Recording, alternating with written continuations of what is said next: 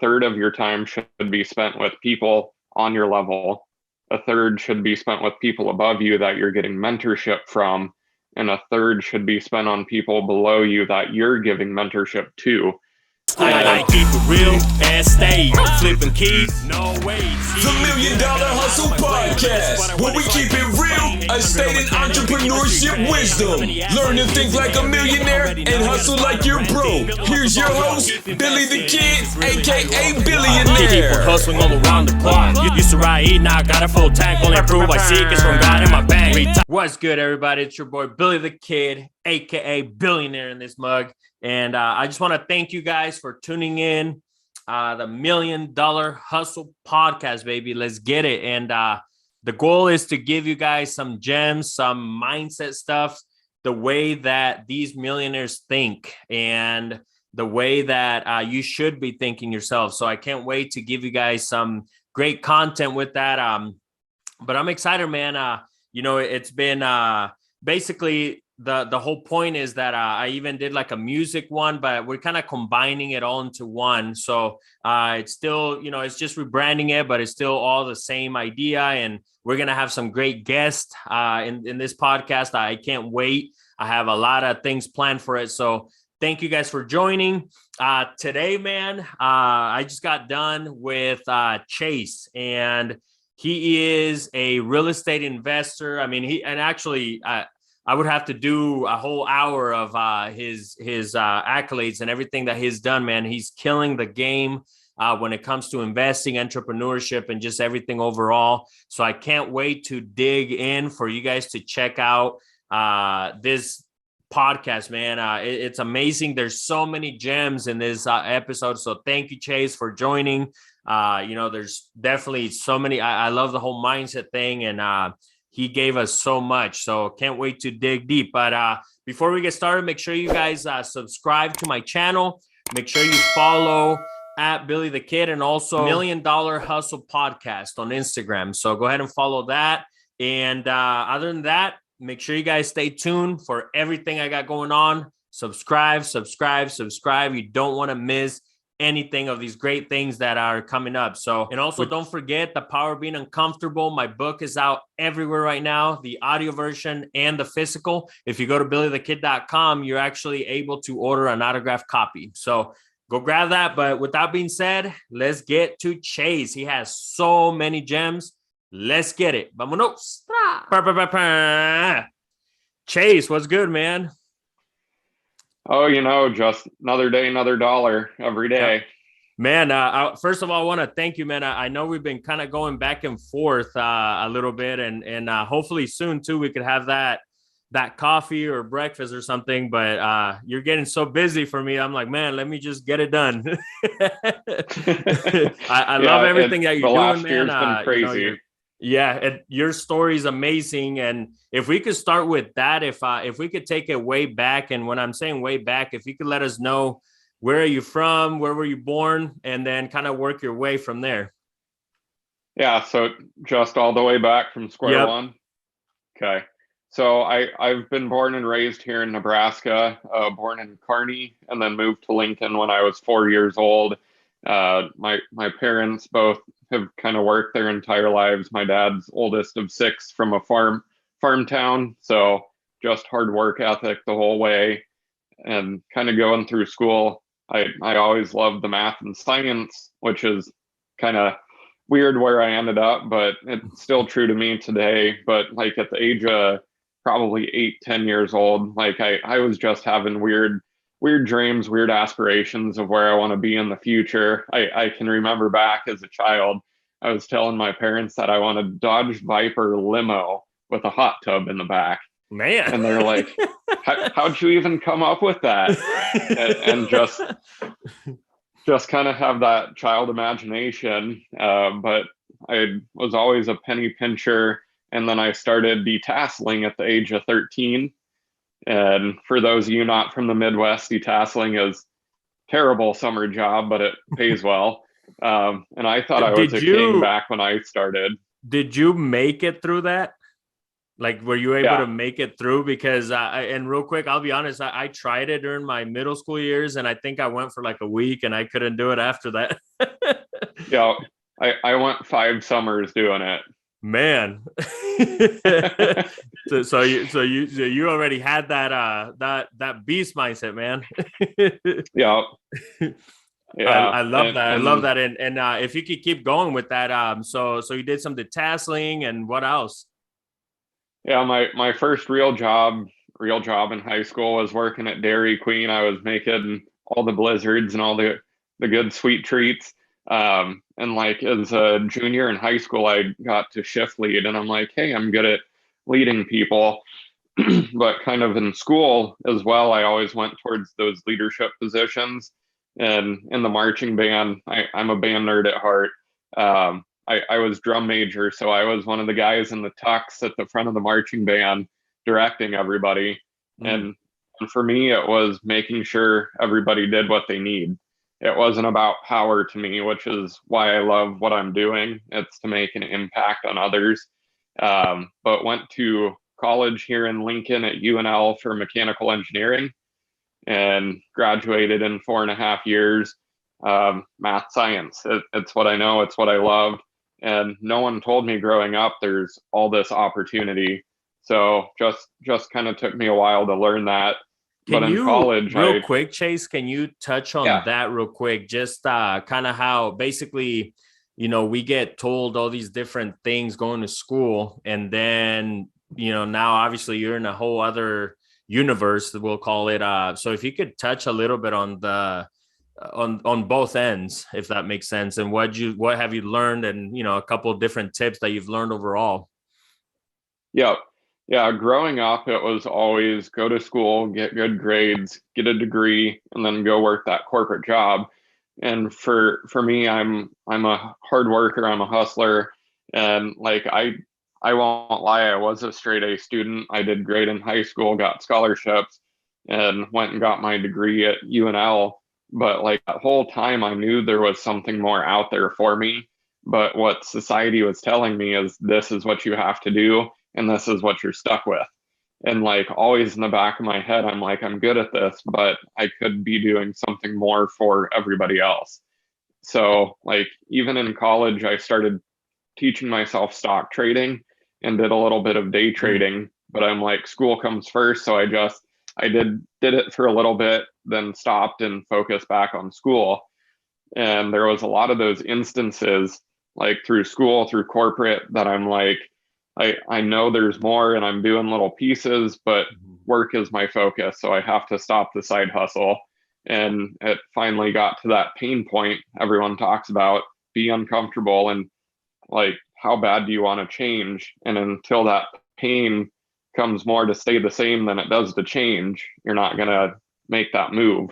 Mm-hmm. So what was we'll say teachings like at home, with your parents? Was it, hey, go to school, or did they have any entrepreneurial activities going? Yeah, with my parents and also my in-laws, there was a little bit of entrepreneurial side, but it was always go do the status quo thing, go get a job, go stay with corporate, get your benefits, pay your 401k, and go have a modest living. That way, when you're 65, you can keep living how you have lived your entire life. And I mean, that's good and it works for the majority of people. But on the flip side, my parents always instilled in me, do your best. Like, even if your best fails, as long as you put in 100% effort, that's what you need to do and be proud about. So with that also going into the entrepreneurial side, it's like, as long as I put in 100% effort, if I fail, I still learn something. So let's bring that into the business side of things. And just took a little time for that to click. Exactly. Yeah. No, that's kind of how it goes, man. And if you could fast forward a little bit now, and I know you mentioned the tasseling and stuff, but was there ever a moment where you remember that it kind of clicked on you at a young age, where you're like, man, maybe you start a lemonade stand or something. Did you have a moment like that before you kind of jumped fully? Not really. Kind of through high school and college, like with our age, there's everything on the internet. So once Facebook became a big thing and targeted ads on Facebook and Google and everything started to becoming more prevalent, like I tried drop shipping, I tried e-com stores and some of those other things. I've tried YouTube, and just trying to find the thing that works best What for were me your and what was your aligns with my YouTube about? values. Health, wealth, and motivation. Is it still It's out what there? I'm still preaching. Yeah, there's still videos up from like 4 or 5 years ago. I'm gonna have to check them out. Which obviously, with all the stuff you got going on, like you said, you're still preaching that, obviously, and kind of tagging, going along with it. So let's fast forward now a little bit further. So you went through college, got it done. What happened after that? You got out of college, and boom, what'd you do? Yeah, so my first big boy job was working as a design engineer, was sitting at a desk all day, looking at spreadsheets, doing calculus and like the stuff that I learned in school, thermodynamics, all the fun stuff nobody loves. But I was working directly with the salespeople with my company, and on every quote that I put out, I'm like 5% commission to the sales guy. And then I started looking more into the sales, and they're traveling a couple times a month. They're having lunch with customers, and I'm just stuck in this cubicle. And my personality doesn't like that. I want to be out with people, doing things, helping them. And at that point, after a year working there, I said, okay, time to look into the sales side. So after that, I got into technical sales for about 3 to 4 years before I fully went on my own. Hmm. And what did you do to go on your own? Because obviously you're doing these major things with real estate, but I'll let you tell your story of what did you do prior to that. Yeah, so real estate was kind of the start of it, but took me years to get into it because I started reading on it, listening to it, going to some of the local meetups back in 2017. And at that point, it was either I had a little nest egg from just being frugal and said, I'm either going to get into real estate or I'm going to buy a business. And my wife was super supportive to this day, like number one person in my corner. She's like, well, why don't we buy a business and I'll help manage it? So instead of getting into real estate, which I missed those great 4 years of real estate, we bought a sports bar. Had 20 employees. Like this was a full-fledged front and back of house, kitchens. Like it was a great business. And then Where was COVID that at? happened here in South Lincoln, like South 14th and Pine Lake, roughly. Oh, okay. But loved it. Like Yeah. the business itself, I'm not a food service person, and that was our first business ownership. So just learn just how to go in and learn what to do, how to do it. But at the same time, it didn't take us long to realize that wasn't for us. So many hours, so many headaches, it never stopped. And that's what I was going to ask you. Did you have any experience prior to that or anything like, or was it literally just head on, let's jump in? Head on, let's go. I love that. No excuses. I love that. Like, And how long did you say that was? we owned it for 3 years. 3 years. What are some of the stuff, pros and cons that you took out of running that business?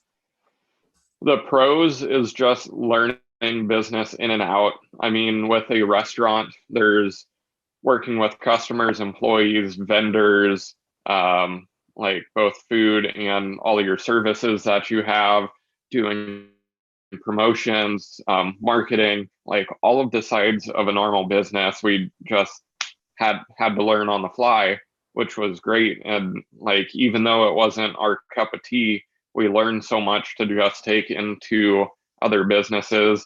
But the biggest piece for me to learn was that I can put 80 to 100 hours a week into something, and let's redirect that into something I'm passionate about.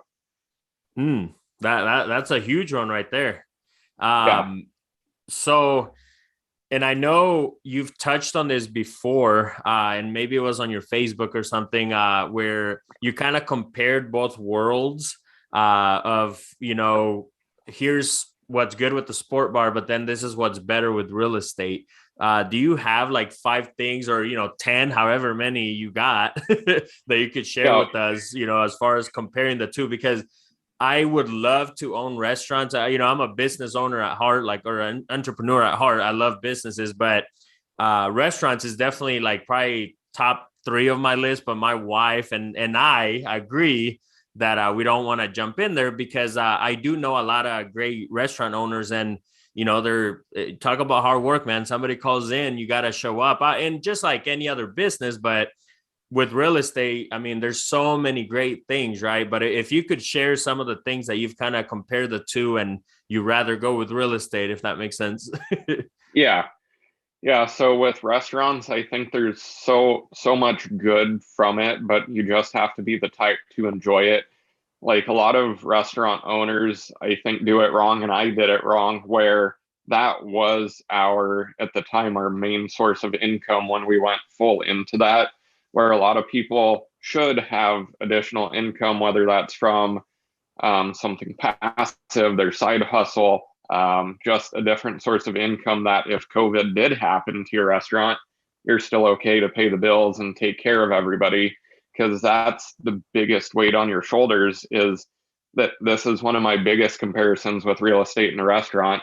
Is restaurant, you have $30,000 to $40,000 a month of overhead between just labor, your rent, your vendors, everything to keep the lights on. And if you have 1 or 2 bad weeks in a row, you're like, how am I going to make this month work? You look at real estate over here, and your renters are paying $1,500 a month, and your mortgage is $1,000 a month. If you go a month with a vacancy, you're fine. Like the world's not going to end. Correct. I love that. Keep going. That's one of the biggest things. And a lot of people ask me, how am I staying so stress-free? And I carry a lot of stress, but I manage it well. But when you look at those comparisons, if you miss your flip on real estate by 10 or 20% margin, you're still making money because you were shooting for 25 to 30 grand. Well, now you're going to make 15 instead of 25. Where if in a restaurant you miss your mark by 20, 30%, you're in the red. Mm-hmm. And it's not always easy to recover. The networking side of a restaurant, I absolutely love. Like if you are a people person and just an extrovert by nature, it is so nice to go in there, have all the regulars know you, the employees know you, like everyone wants to talk and just bring you in as a normal person and not just the owner of the business. Yeah. Where with real estate, you go to your properties and you're the landlord, and not everyone likes that. I love that. And I've always made that a point. I had one of my buddies asked me the other day, like, oh yeah, whenever you get your office, and he kind of made it sound like, something that in the future I could do, but it's like, no, I could get an office, but talk about the overhead. Like you literally just pinpointed that. I'm a huge believer. Like that's one of my favorite things with real estate is that, technically you could be at the beach on your laptop or even your phone. You don't even need a laptop to kind of run, whether it's a rental or a flip, contractors, etc. So definitely something that I've always been. So I love that you touched on that. You said no overhead. That's literally one of my favorite things for sure. That you don't have to have an office or, especially nowadays technology, even for rent payments, there's so many ways to collect it now. And, anyways, so I love that you touched on that. And man, go ahead. One other quick kind of comparison of real estate and restaurant is you have kind of a scheduled forecast of what you think your rental or your flip can sell for, where with a restaurant or other business types in general is you could 10x that business. Like if you go in and just kick butt and make it great, you could buy a business for 100 grand and sell it for 1 million in the matter of 5 years. You don't have that multiplier option with real estate. Like you can make it go up a little bit with that added value, but it's not going to be as high as it could be with a other business. But this business could also go to zero. So Yeah, I it's love just that. risk reward. Yeah. And I love that because even scaling, it kind of goes along with it, even with real estate. Like I said, either having, like you said, adding value, or, I mean, you could find a 10-door plex, right? Like you could just run into one and then boom, all of a sudden, if you had 10 doors, now you literally doubled your, your whole business. So yeah, I love that. And if we could slowly, I guess, since we're kind of making our way into it, because obviously that's kind of where you're at now, you're an agent. So if you could touch a little bit on that, and you do a little bit of everything with the whole agent thing, or is it commercial? If you could touch on that a little bit. Yeah, so as an agent, that's truly how I got started in real estate. And I didn't get my license until June of 2020. So I just passed my kind of 2 year mark of doing anything in real estate. And since then, I'm an agent. I do flips, kind of got started with wholesaling as well, have a hard money lending company, part owner in a beach club in St. Augustine, Florida, and just bought into another business. So like slowly just snowballing this. But I mainly do residential, and it's kind of ironic because my first ever closed deal as an agent was selling a lease on a commercial space. But I've also helped sell a couple commercial spaces. So I love learning. So if someone brings me an opportunity of something I don't know, I'll tell them I don't know, but I'll figure it out. I love that. And you threw some bombs in there, so we're gonna pick and choose them one by one. The first one I wanted to talk about earlier, you talked about how you manage stress, and I mean it goes along with the two things right now with all the stuff you have going on. How do you manage stress? And if you could give our people listening just any tips or anything that they can leave with after watching this that they can also incorporate to manage stress, because it is a stressful thing, but when you love it, I think it definitely makes it easier, but you do have to have something that you do to manage it. So if you could touch on that. Yeah, everybody's different kind of in this category, and I don't want to upset anybody with some of the stuff I'm going to say, but to me, emotions, I don't want to say they're pointless, but you can pick and choose your emotions. And once you master that trade, I think you can be so much happier. Like when you're in a stressful environment or you're upset about something, choose not to be. Like it's hard to do, but once you can figure that out, like if you have a property you're stressed about and I don't know, it's a week out or you're just starting to flip, like you can choose not to be upset or stressed about it because you schedule it out and going into it how it's going to be. Like just manage your emotions a little bit better, and it's not easy to do. For me, I'm in the gym about daily. That's kind of my stress relief spot, is just put my headphones in, listen to music, and lifting weights for an hour or two. And if I go like more than 5 days without going to the gym, my wife's like, "Hey, you're kind of angry. You should go work out." While you're in the gym, what are you listening to? A little bit of everything. Sometimes podcasts, sometimes books. But then like for music wise, I personally listen to about any genre of music, but in the gym, it's more rap, rock stuff to get me pumped. Man, so what's one song right now that's getting you pumped? What is the name of it? Prevail. I can't think of who it's by. Well, yeah, whoever's listening, check it out. I'm sure they'll find it on.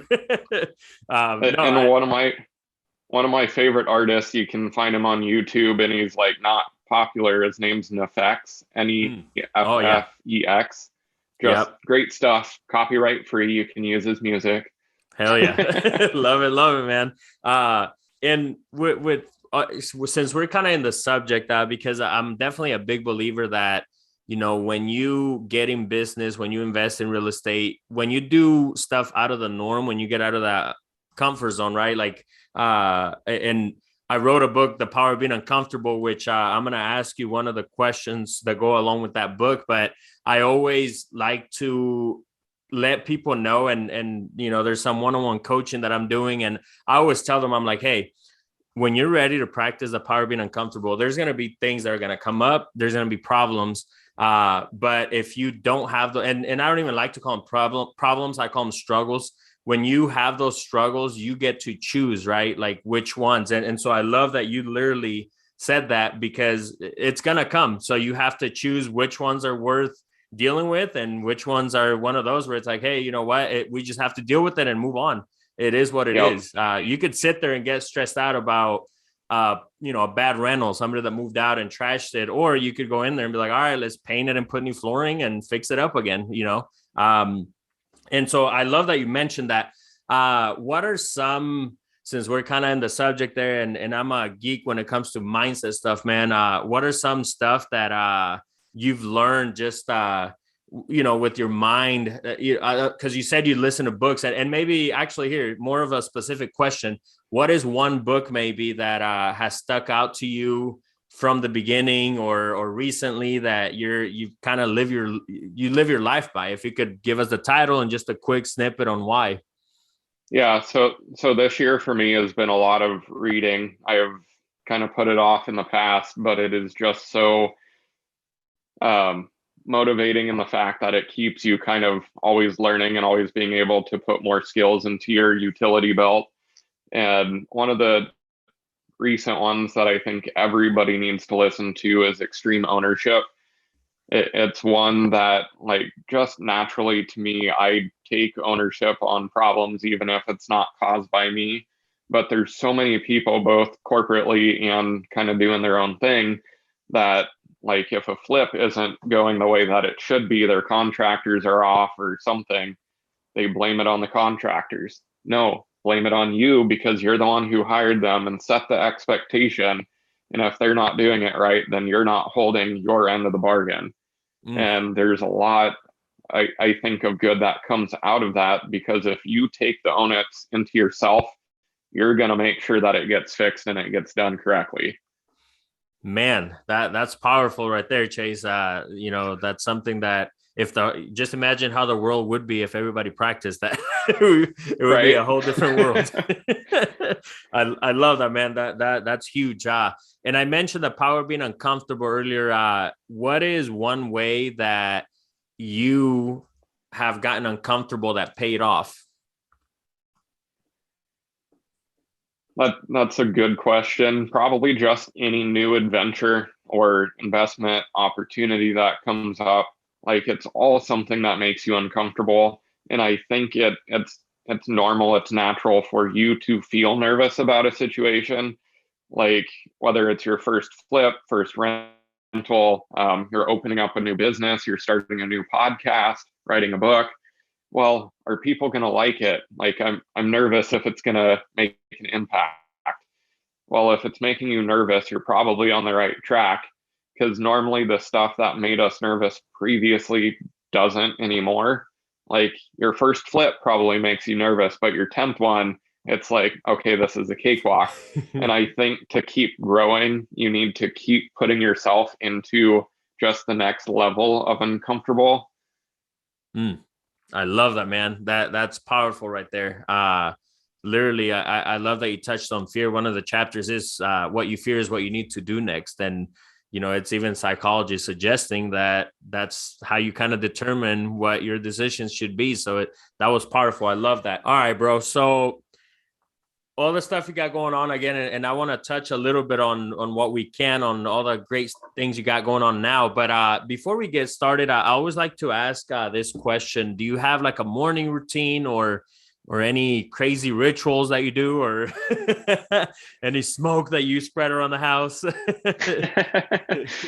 None of that, even though my wife saged the house before. See?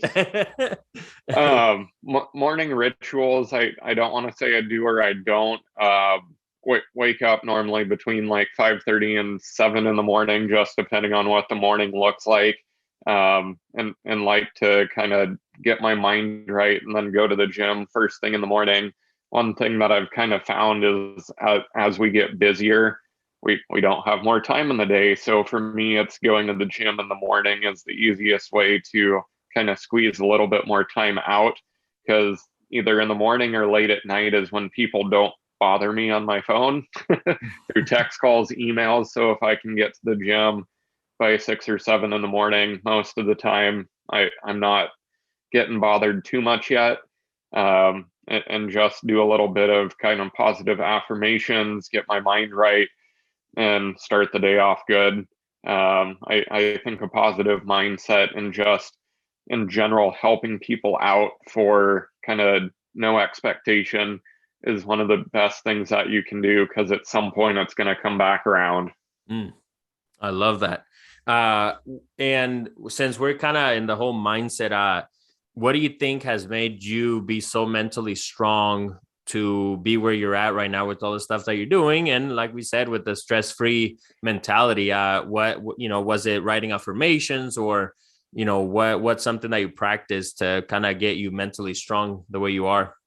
Yeah, probably goal setting is one of the biggest things. One of my posts on Facebook on July 1st was talking about just looking at goals more often. Like, you look at the difference of people as individuals and businesses, and people normally January 1st, here's my goal for the year. And that's the only time they ever track goals, where businesses look at goals every single day.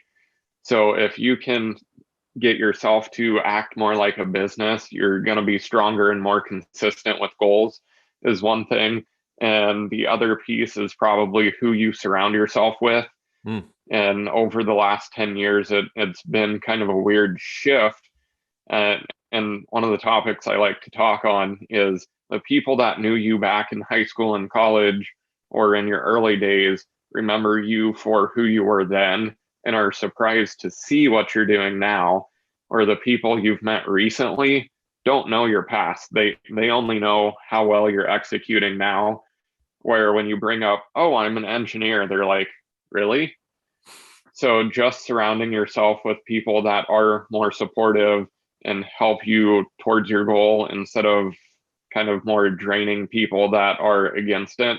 Because back in college and in high school, like, if you're trying to go achieve things and people are like, well, let's go out and drink and party until 2 a.m., it's like, no, that doesn't help me. But they don't understand that. They see that as kind of a betrayal, instead of you wanting to do your own thing and grow your person and development. So how have you kind of battled the war zone of, kind of letting people be and becoming who you are, but also not being rude about it, or, whatever you want to call it, to kind of leave them where they're at? Because I truly believe the thing is there's levels to everything. And, and I'm going to do I want to do a full video on this, because, but I kind of give you the analogy and you let me know what you think. And no disrespect to like anybody that works at Walmart, for example, but if somebody at Walmart's working there is arguing with you, and then let's say that you're a millionaire, right? There's different levels of thinking. They're both right at the argument, but there's two levels. And if I'm the third person looking at the argument, most likely, if I'm smart, I'm going to go with somebody who they're at a different level of thinking. So if you could kind of give me like I said, I'm going to do a full video on it and put it on YouTube, but if you could give me a little bit on that. Yeah. So some of the rules, and just because I'm an engineer, not that I act on that, but my mind is so analytical that I go off of a lot of sayings, quotes, metrics. And two of the things that one of them is more recent, but the rule of thirds, or the rule of 33, kind of states that a third of your time should be spent with people on your level. A third should be spent with people above you that you're getting mentorship from, and a third should be spent on people below you that you're giving mentorship to.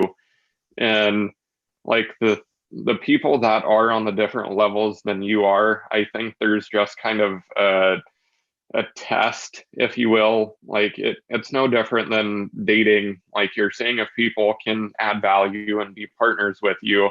And like if you go get coffee with somebody that's on a lower level than you and they don't add any value or don't want to learn anything, I think that's kind of a good test to be like, okay, you're don't want to say you're not worth the time, but at this point, like I just have too much on my plate to help you out more. And then another kind of rule I heard is that like people, I don't remember what it's called, the like 5 times multiplier. Like if you're making 100 grand a year and you're talking to somebody that makes 5 mil a year, they're probably not going to want to give you any time of day. But if you find somebody that's making like 500,000 a year, they're still kind of in that marginal same level as you, that they're more willing to help you. And same with the people below you, that like if you're making $1 million a year and someone making 30 grand a year comes over for advice from you, you're probably going to scoff at them a little bit. But just giving a little bit of time of day, because we all know where we started at and the majority of us didn't inherit our money. So being able to, one of my missions is helping the people like in that 30 to 50 to 100 grand a year realize what else is out there outside of corporate America. Man, don't know if that deep, answered bro. your question, but No, yeah, no, you definitely you more than answer my question. You know, it is so true. And unfortunately, here's the thing. Unfortunately, you know, there's a lot of people like, oh, well, what about the people? And it's like, don't be a pussy, right? Don't be a bitch. Like it is what it is. That's just the reality. And unfortunately, anybody that has kind of left those levels, I mean, they had to do that, right? Like they had, and it's something that you learn, and it is what it is. Just like the poor and rich, there's always going to be poor, rich. You choose which side you want to be on. So I love that you touched on that to that level, because it's true. It's true. We have to be mindful, and it's not like, well, I was going to say, it's not like you're like, oh, well, this person is worth, you know what? It is. This person is worth that much. So I do want to hang out with that person. I do want to be around them, because obviously, and here's the thing, it's not just even about the money, right, Chase? And tell me if you agree with this. I always look at it as like, even where I'm at now, you know, you said at the beginning, I was, for example, that high school boy. The people that know me now, I'm a whole different person now. And the work that I put in to become the person I am now is literally what got me to be a better person, right? With friends and, you know, with my wife, with everybody. So not just the money, but you are a different person. And that's the people you do want to be around with, not just because of the money, right? So I love that you touched on that, man. That's definitely powerful. And I do want to ask you a couple questions as far as just in general, just entrepreneurship in general. And I do have some notes here that, you know, just from the questions. If you had a chance to start your career over again, what would you do differently? Even and it's so short. I just want to make it clear, anybody listening, I mean, you're killing the game right now. And I mean, you said you got your license 2 years ago. So yeah. Honestly, like I don't regret any of the decisions I've made, because it's everything happens for a reason, whether we like that or not. But if I could go back to 16, 17-year-old Chase and show him what else is out there besides college and corporate jobs, like the only people that have that opportunity are normally the ultra wealthy individuals, that their kids see what has been produced by their parents. But like if I knew what I could achieve now, I would have started at 18. I would have not gone to college. I would have got my real estate license. And I'm not against college, because I think there's people out there who need to go and get their degrees, go to trade schools and do what they're passionate towards. But for me, if I could be 10 years younger at the same level I'm at, I know that my impact can be so much more in the next 10 years. Love that. Love it, man. And to go along with that, if there's like 3 skills that you need to be a successful entrepreneur or investor, what are the 3 skills you would tell somebody? And with I've noticed that a lot of the people that do listen to the stuff that we've been putting out is people that are starting out, or they want to hear that, something that they can take home with, right, and actually go do. So if you could give us maybe 3 things that they can leave with, that takes whatever it takes to be a successful entrepreneur or investor. Yep. Yeah, there is no secret sauce, which a lot of people think that there is. One of the biggest things that I preach about, or like say is one of my secrets, is right place, right time, right people. Like, it's all about networking, no matter what level you're on, because you don't know who you're going to run into at a meeting, at an event, when you're traveling, and just always be open to that conversation, because you could run into somebody that turns into one of your best customers, one of your best partners. Like, you don't know what a relationship is going to develop into, and the only way to do that is to network. The other piece of that is the connection side of networking. Do you need a bank relationship? Do you need somebody with investment experience? Like, just through the networking and connections, open those doors. Another thing is do the work, be consistent, and like always be proactive about it. Because if you are on level 1 and you're trying to talk to or partner with somebody that's on their level 5 or their level 10 chapter, whatever you want to call it, those people want to see the work that you put in. And if you promise them something, deliver, over deliver, and do it on time. Because in today's world, people are always late. They don't want to put in the effort. And if you can do something to stand out, it will take you a long ways. The other piece I would say is just like integrity and trust, kind of going along with that work. If you build a partnership or promise someone something, do your part to make it happen and do it the correct way. Like, there are people who take a lot of shortcuts and try and make money just off of greed. But if you can do it truly out of like goodness, you will go farther. There was a real estate deal earlier this year that I, as an agent, had 3 different homes that I double-sided. It was just kind of a unicorn of a deal, but I gave one of the buyers and sellers who had both parts, I gave them like a $4,000 cut in their commission that they had to pay out. Otherwise the deal wouldn't have came together. And there's some people who would have been like, I'm not giving away $4,000, and would just let the deal die. Or I'm like, I want these people to have this house. They deserve it. They've done all this work. I'm just going to give my piece to let everything flow through. And more people need to be like that. Yeah, man. I love that. Love that, man. And since we're kind of getting towards the end, but I do want to touch a little bit, Chase, on just all the businesses you have.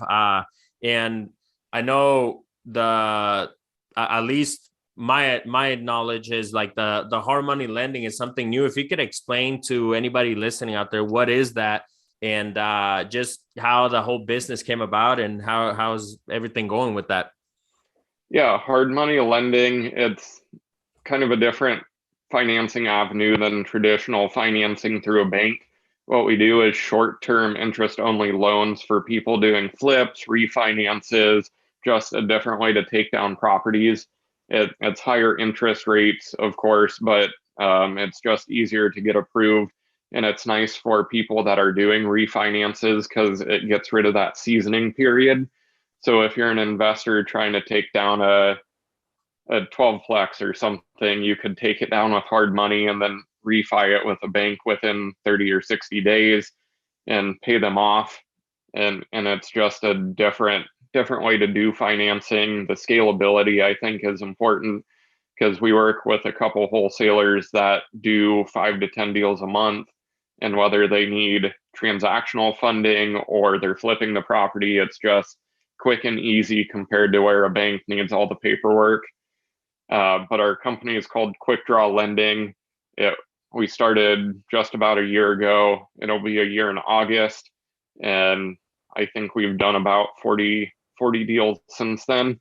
So it's just kind of taken off. We're getting into our third state and just growing as customers need it. I love that, man. Love it. Love it. And then you talked about a beachfront. Can you talk about that a little bit? That's pretty awesome. Yeah. So as you grow and get into different spheres of influence, different people, different networks, I got part of a group that it's a subscription annual to be a part of, but we get together 3 times a year. It's a national group, and it's limited to 100 people. But like this beachfront or this beach club that they brought, I didn't know that a beach club was a thing, but it's like a country club, but on the beach. And it's in St. Augustine, Florida. But there was a group that syndicated this deal, and we bought this beach club for $12 million, and it's worth about 18 to 20, sorry, 12 million. It's worth about 18 to 20 million dollars. So we're going to refi it, pull all of our money out, and just let the business make profit and sell it probably in 5 to 10 years. Man, that's crazy. And if you don't mind sharing, Chase, how old are you? I just turned 30 in May. Man, which you look way younger, by the way. You probably hear that a lot, but what's the secret sauce to that, man? just eating healthy, like daily. Whenever I go out with friends, there's no hold barred. I'll eat whatever. I'll eat fried food. Donuts are my favorite. But like at home, it's eggs, rice, chicken, oatmeal, protein shakes, and just staying consistent while you can control it. Yeah, no, and you know what? It's something that people forget, the health is wealth. Like that, without health, I mean, what's the point of everything that we got going on? So I love that you got your thing going already with that, obviously. So I everything you're doing, man, congrats. And in the show, I love to just kind of give people their flowers, right? So I just want to let you know, man, keep killing it. You're doing amazing, and there's people looking up to you. So keep doing that. I'm going to ask you the last 3 questions, which they're a little different, from the ones that I did ask. But the first one that I have for you to start wrapping things up is, if you were to look at your younger self now, what would be some advice or some wisdom that you would give yourself? Advice for younger me is probably don't be afraid of the fear, because that's kind of what keeps us all from growing, is that fear, that uncomfortable, and just not knowing what's on the other side of that. And when our parents tell us, like, most parents growing up are like, you can be anything that you want to be, but they don't give us the tools or the resources to do that. And just not knowing how to get there, just lean into that fear and get comfortable with it. You'd be so much better off. Man, that's powerful right there. That's never so too true. early to start. Yeah, that's so true, because every parent, I mean, why, and if you're not telling your kids that, shame on you, but every parent does believe that. And that's definitely an action taken way of putting it, provide the tools. So I love that. And the other question that I have is, if there was like a 3-step formula to success, if you do these 3 things, you're going to be successful. What are the 3 steps? Go outside of your comfort zone, just with people in general. Like, meet as many people as you can. One of the rules I made for myself is, like, if I have nothing in my schedule and someone asks to do something, as long as it doesn't interfere with anything, I'm going to say yes. Because you don't know who you're going to meet, run into, just brush shoulders with while you're out. And that can go really far. And people say that, oh, it's just one person, it's just one night. Well, going out and meeting somebody new could go really far. The other piece, again, just like the younger self, don't be afraid of the fear, of the nervous, just do it. And one of my kind of biggest pet peeves, which I'll kind of leave with, is when someone tells a problem and you give them a solution, let them do the solution, because there's so many people that you tell the solution to and they're like, oh, that's too hard, or I don't have the time or the money or the energy to do it. And like in your soul, that's the solution to it. If they don't do it, that's on them. But just be open to helping others. Like that's one of my passions. Is there is no secret sauce. Just do it, put in the work, and be kind to others. Love that, man. And if you were to write a book, what would be the theme and title of it, or at least a theme? The theme of it, it is just always believe in yourself, because you never know. People don't know what they don't know. And just kind of going back to the earlier versions of us, is if we would have known that at 10, 15, 18 years old, how much further we could be. And just, I think children books for personal development would be such an awesome thing. Man, I love that. Love it, man. Well, I want to thank you, Chase. I could sit here and ask you questions all day, but I know you're a busy man. You got things to do. So I want to thank you for being here. And real quick, if you let everybody listening know where they can find you, whether it's Facebook, Instagram, YouTube, because you still got your YouTube, right? Yeah. Honestly, don't remember what my YouTube tag is. Facebook, Instagram are both just Chase Collier 55 is what they should be at. And also that's my email. If anyone wants to drop me an email with any questions, it's chasecollier55@gmail.com. But always open to talking, love to help people, no matter if it's real estate or not. It's always great to grab coffee, catch up, see what we can do. Man, thank you, man. I appreciate it. And everybody listening, make sure you guys subscribe to the channel and follow on Instagram. And let's get it, baby. Vámonos. Keep on hustling all around the clock. Used to ride, now I got a full tank. Only approve I seek is from God in my bank.